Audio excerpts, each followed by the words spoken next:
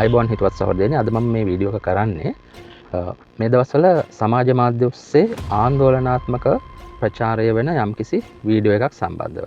ඉතින් මේක දේශපාලනික පණිවිඩයක් නෙවෙයි සෞඛ්‍ය සම්බන්ධ ගැටලුව. අපි බලමු මේ වීඩියෝ එක මොනවද මේගොල්ලෝ කියන්නේ කියලා. කෑම පිඟානේ තියෙන වටිනම ආහාරය තමයි මේදය. කාබෝහයිඩ්‍රේට් වල කිසිම වටිනාකමක් නැහැ. කිසිම වටිනාකමක් නැහැ. ඔබට බත් ඇටයක්වත් නැතුව ජීවත් වෙන්න පුළුවන්. කාබෝහයිඩ්‍රේට් හොඳ කාබෝහයිඩ්‍රේට් නැහැ. ඔක්කොම කාබෝහයිඩ්‍රේට් නරකයි. ඉතින් හිතවතුනි මේ වීඩියෝ එකේ සඳහන් මේ කරුණු ඇත්තද බොරුද විද්‍යාත්මකව සත්‍යද කියලා අපි විග්‍රහ කරලා බලමු. ඉතින් මගේ මූලික අරමුණ මේ වෛද්‍යතුමාට මඩ ගැහිමවත් එහෙම නැත්නම් අපහාස කිරීමවත් නෙවෙයි සත්‍ය විද්‍යාත්මක කරුණු ඔබ වෙත ගෙනහැර දැක්වීම. මුලින්ම අපි බලමු කාබෝහයිඩ්‍රේට් කියන්නේ මොනවද කියලා. කාබෝහයිඩ්‍රේට් වචනේ පරිසමාප්තියෙන්ම කාබන්, හයිඩ්‍රජන් සහ ඔක්සිජන් වලින් සමන්විත සංකීර්ණ අණු. මේක අපේ ශරීරයේ මූලිකම එහෙම නැත්නම් ප්‍රාථමිකම ශක්ති ප්‍රභවය, ශක්ති මූලාශ්‍රය.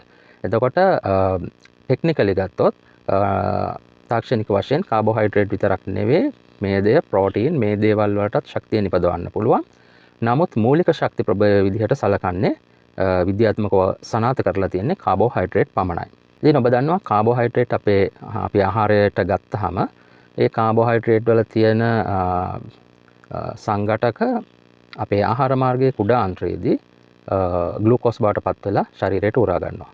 මේ ග්ලූකෝස් රුධිරය ඔස්සේ ගමන් කරලා සෛල මට්ටමේදී සෛලය තුලදී විවිධ සංඝටක බවට පත් වෙලා විශේෂයෙන් පයිරුවේට් වගේ සංඝටක බවට පත් වෙලා ඒවා ශරීරයේ සෛල තුල තියෙන මයිටොකොන්ඩ්‍රියා කියන බලශක්ති බලාගාර තුලදී ATP බවට පත් වෙනවා. මේ ATP මොළයට එහෙම නැත්නම් ස්නායු පද්ධතියට වෙනත් ශරීරයේ සියලුම කොටස් වලට ගිහිල්ලා ශක්තිය අවශ්‍යතා සපුරනවා.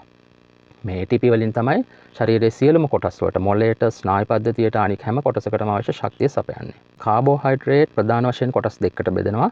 simple carbohydrates and complex carbohydrates කියලා. simple නැත්නම් සරල කාබෝහයිඩ්‍රේට් කියලා අපි හඳුන්වන්නේ ශරීරය තුළදී ඉතා පහසුවෙන් ඉක්මනින් දිරවලා ශක්තිය ජනනය කිරීමේ හැකියාව තියෙන කාබෝහයිඩ්‍රේට්. අපි ගත්තොත් සීනි, ග්ලූකෝස්, පළතුරු වල තියෙන ෆ්‍රක්ටෝස් වගේ දේවල් සරල කාබෝහයිඩ්‍රේට්. සංකීර්ණ කාබෝහයිඩ්‍රේට් කියලා අපි හඳුන්වන්නේ තරමක් ශක්තිය නිපදවීමට ජීර්ණය සඳහා තරමක් වේලාව ගන්න කාබෝහයිඩ්‍රේට්. උදාහරණයක් විදිහට එළවලු වල තියෙන කාබෝහයිඩ්‍රේට් අපි ෆයිබර් කියලා නැත්නම් තන්තු කියලා හඳුන්වන කාබෝහයිඩ්‍රේට්ස් වර්ග ඒවා තරමක් වෙලා යනවා ජීර්ණය වෙන්න. ඊළඟට ඒවා අවශෝෂණය කරගෙන ශක්තිය නිපදවන්න. මේවා තමයි කාබෝහයිඩ්‍රේට් වල ප්‍රභේද. මේ වෛද්‍යතුමා කියන විදිහට මේ කාබෝහයිඩ්‍රේට් වල කිසිම වැඩක් නැද්ද? කාබෝහයිඩ්‍රේට් මොනවත් ප්‍රයෝජනයකට ගත හැකි දෙයක් නෙමෙයිද? මේ කාබෝහයිඩ්‍රේට් කියන්නේ කිසිම වැඩකට නැති දෙයක්ද? කාබෝහයිඩ්‍රේට් අපිට අවශ්‍ය නැද්ද? අපි බලමු පියවරෙන් පියවර මේක ඇත්තද කියලා. ඉතින් හිතවතුනි අපේ ශරීරයේ දිනකට නිපදවන කැලරි ප්‍රමාණයෙන් 120ක් වගේ අති විශාල ප්‍රමාණයක් ප්‍රයෝජනයට ගන්න අපේ මොළය. අපේ මොළයට විශාල ශක්තියක් අවශ්‍ය වෙනවා සිතීමේ ක්‍රියාවලියට සහ නිකුත් කාර්යයන් සඳහා.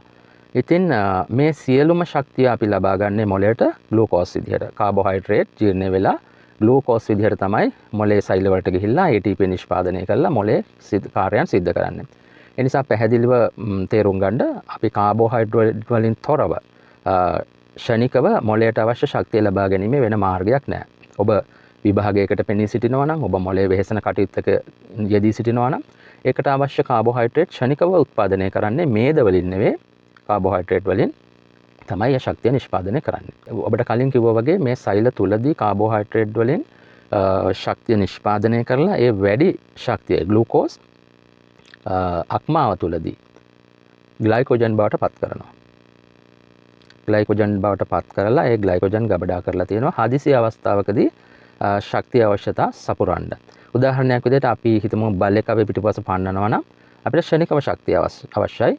ඒ අවස්ථාවේදී අපිට මේදය දහනය කරලා ශක්තිය නිපදවන්න, ප්‍රෝටීන් මගින් ශක්තිය නිපදවන්න වෙලාවක් නැහැ. ඒ සඳහා අවශ්‍ය මූලික ශක්ති ප්‍රභවය තමයි ග්ලයිකෝජන් ග්ලූකෝස් බවට පත් කරලා ATP නිෂ්පාදනය. මේක කෙලින්ම සිද්ධ වෙන්නේ කාබෝහයිඩ්‍රේට් මගින්. ඒ නිසා කාබෝහයිඩ්‍රේට් තමයි අපේ ක්ෂණික ශක්තිය ලබා ගැනීම සඳහා අවශ්‍ය වෙන මූලික මූලාශ්‍රය. අනෙක් වැදගත් කාරණය තමයි මේ වගේ මත නිසා අපි කාබෝහයිඩ්‍රේට් භාවිතයෙන් ඈත් වුණොත් ටික දවසක් යනකොට අපිට අපේ ශක්තිය අවශ්‍යතා සපුරන්න අපේ මාංශ පේශි දිය වෙන්න පටන් ගන්නවා. අපේ මාංශ පේශි ජීර්ණය වෙලා තමයි ඊට පස්සේ අපිට ශක්තිය ලැබෙන්නේ. එතකොට අපේ මාංශ පේශි වලින් කළ යුතු කාර්ය කරන්න අපිට මාංශ පේශි ධාරිතාවක් නැති වෙනවා. නිසා කාබෝහයිඩ්‍රේට් ඉතා වැදගත් වෙනවා. කාබෝහයිඩ්‍රේට් ඌනතාවයක් වුණොත් අපේ මාංශ පේශීන් දිය වෙන්න පටන් ගන්නවා. ඒ දිය වෙන මාංශ පේශීන් නැවත ගොඩනගන්න ඇත්තටම මස් මාළු විශාල ප්‍රමාණයක් කාලා කරන්න පුළුවන් දෙයක් නෙවෙයි. ඒක ප්‍රායෝගික නැහැ. ඒකයි අපි කියන්නේ කාබෝහයිඩ්‍රේට් අතිශය වැදගත් වෙනවා ජීවිතය පවත්වාගෙන යාමට. ඒ වගේම හිතවත් සහෘදයනි තවත් වැරදි මතයක් මෙතුමා ඉදිරිපත් කරනවා. ඒ තමයි කාබෝහයිඩ්‍රේට් කියන්නේ සීනි කියන එක කාබෝහයිඩ්‍රේට් කෑවොත් සීනි තමයි හැදෙන්නේ. නමුත් අපි දන්නවා අපේ ශරීරයට තන්තු අවශ්‍යයි. අපි කාබෝහයිඩ්‍රේට් වලින් තමයි තන්තු හැදිලා තියෙන්නේ. එතකොට මේ තන්තු නැත්නම් ෆයිබර්ස් කියන එක අපේ ආහාරයට ගත්තට ඒක ජීර්ණය වෙන්නේ නැහැ. ඒක මල මාර්ගයෙන් ගමන් කරනවා. එතකොට මල පහ සෑදීම සඳහා මල පහ සෑදීම සඳහා ක්‍රමවත් ආහාර මාර්ගයේ කටයුතු සිද්ධ වීම සඳහා අතිශයින් වැදගත් වන දෙයක් තමයි කාබෝහයිඩ්‍රේට් වල තියෙන ඒ තන්තු. කාබෝහයිඩ්‍රේට් වලින් නිෂ්පාදනය වෙන තන්තු. එතකොට මේ කාබෝහයිඩ්‍රේට් වර්ග අපි ගත්තොත් පළතුරු එළවලු වලින් අපිට ලැබෙන්නේ කාබෝහයිඩ්‍රේට්. ඒ වගේ තියෙන මේ තන්තු ආහාර මාර්ගයේදී ජීර්ණයට ලක් වෙන්නේ නැහැ. ඒ නිසා ඒවා මල සකස් කරමින් ක්‍රමානුකූලව පිට වෙනවා. මයික්‍රෝෆයිබර්ස් එහෙම නැත්නම් ශුද්ධ තන්තු කියන ඒවා. ඒවත් කාබෝහයිඩ්‍රේට් වර්ගයක්. මේවා රුධිරගත වෙලා රුධිරයේ නාල අවහිර වීම වළක්වනවා. ඉතින් ඒ නිසා කාබෝහයිඩ්‍රේට් වල තියෙන මේ ඒවායි නිෂ්පාදනය වුණු මේ තන්තු මයික්‍රෝෆයිබර්ස් හෘද රෝග වගේ දේවල් වලින් අපි ආරක්ෂා කරනවා. ඒක ඉතා වැදගත් වෙනවා කාබෝහයිඩ්‍රේට් වල තියෙන අතිශය වැදගත් කර්තව්‍යයක්. ඒ විතරක් නෙවෙයි මේ කාබෝහයිඩ්‍රේට් වර්ගයක් වන මේ ෆයිබර්ස් එහෙම නැත්නම් තන්තු අපේ ආහාර මාර්ගයේ තිබීම නිසා ඒ මත වර්ධනය වෙනවා හිතකර බැක්ටීරියා. මේ හිතකර බැක්ටීරියා වර්ග අවශ්‍ය වෙනවා අපේ ශරීරයට. ඒ වගේම විවිධාකාර අත්‍යවශ්‍ය පෝෂක නිෂ්පාදනය කරනවා. විටමින් වර්ග විටමින් B වගේ නිෂ්පාදනය කරනවා. ඉතින් ඒ නිසා මේ ෆයිබර්ස් අතිශය වැදගත් වෙනවා ආහාර මාර්ගයේ තිබීම. ඊළඟට මෙතුමා කියන තවත් කතාවක් තමයි මේ මස් එහෙම නැත්නම් ප්‍රෝටීන් වර්ග ක්වොලිටි ආහාර මේවා ගත්තාම මල පහ අඩුයි බඩගිනි වෙනවා අඩුයි කියලා. නමුත් ඇත්තටම මල පහ අඩුවීම මල පහ කියන දේ අපේ ශරීරයට අපේ ආහාර මාර්ගයට අත්‍යවශ්‍ය දෙයක්. ඒ වගේම බඩගිනි වෙනවා කියන එක ප්‍රෝටීන් වලින් තමයි බඩගිනි වෙන්නේ. ප්‍රෝටීන් ගැනීමෙන් බඩගින්න අඩු වෙන්නේ නැහැ. ප්‍රෝටීන් නිසා අපේ ශරීරයේ අපේ ආහාර මාර්ගයේ ඇසිඩ් එක වැඩි වෙනවා. ඇසිඩිටි එක වැඩි වෙනවා. ඒ ආහාර ජීර්ණ එන්සයිම නිසා. එතකොට හයිඩ්‍රොක්ලොරික් අම්ලය නිසා. එතකොට මේ ඇසිඩිටි එක වැඩි වීම නිසා ශ්ලේෂ්මල පටල විනාශ වෙලා අපිට ආහාර මාර්ගයේ විවිධ රෝග ඇති වෙනවා. බඩගින්න අතිශය වැඩි වෙනවා. ආහාර ගැනීම වැඩි වෙනවා. ඒකෙන් අනිත් පැත්ත තමයි ෆයිබර්ස් නිසා මේ කාබෝහයිඩ්‍රේට් වර්ගයක් වන ෆයිබර්ස් නිසා ආහාර මාර්ගයේ බල්ක් එක වැඩි වෙනවා. එතකොට අපිට බඩගින්න අඩු වෙනවා. ගොඩක් වෙලා අපිට දරාගෙන ඉන්න පුළුවන් බඩගින්න. ඒ නිසා ආහාර අනවශ්‍ය ලෙස ලබා ගැනීමේ අවශ්‍යතාවය නැති වෙනවා. ඉතින් ඒ නිසා මේ මතයත් වැරදි. ඉතින් එතුමන් ඉදිරිපත් කරන බොහෝ මත විද්‍යාත්මකව බොරු කියලා අපිට පැහැදිලි කරලා දෙන්න පුළුවන්. අපි ඉදිරි වීඩියෝ වලදී මීටත් වැඩිය මේ සම්බන්ධව සාකච්ඡා කරන්න බලාපොරොත්තු වෙනවා. අනික් කාරණේ එතුමා කියනවා මේ මොලේ කියන්නේ තෙල් ගුලියක්. මේකට අවශ්‍ය මේදේ මිසක් කාබෝහයිඩ්‍රේට් නෙමෙයි කියලා. ඇත්ත වශයෙන්ම මොලය මම අර මුලින්ම කිව්වා වගේ මොලයට අවශ්‍ය වෙන්නේ කාබෝහයිඩ්‍රේට් තමයි. ග්ලූකෝස් වලින් තමයි ශක්තිය නිපදවන්නේ. ශක්තිය 120ක් වැය වෙන්නේ මොලයට.